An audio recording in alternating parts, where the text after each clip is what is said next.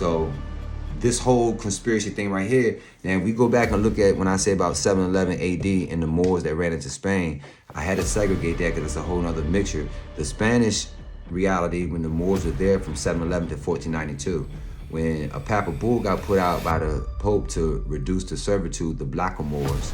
See, back then it was cool to be called a Moor, but he said reduce to servitude the Blackamoors that was in your country.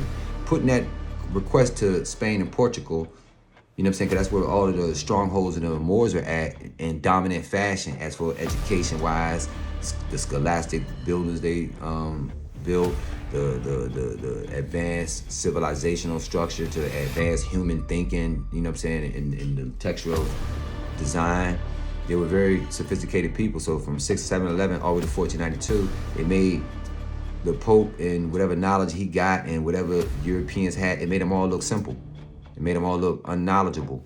So, you know, it was a threat because a lot of people respected the Moors, but they probably didn't respect the fact that they was also had that Magna Carta type of rulership, unchecked powers, didn't have to answer nobody, real sovereign lords, real sovereign kings, didn't have to answer to nobody. You understand? So that became very threatful and fearful to those others around who didn't have, who can I call on these niggas? You can't call nobody on them because they're their own man, you know what I'm saying? So that's scary for those people in power, such as the Pope, when these Moors were just ruling like that. You understand? So when you put out a papal bull to help reduce to servitude some of these ruling czars and sultan type powers of Moors, that means these people in that country had to do conspiratorial usurping. They had to work for you and sneakily cut you behind your back, you know what I'm saying? So that's how a lot of the Moorish entities started to get usurped, and some of them started pulling out, going into North Africa and into West Coast Africa, you know what I'm saying? And being in the area, got money and power and knowledge and commerce and set up shop. They move out in these areas and just go be a boss in these areas, set up shop.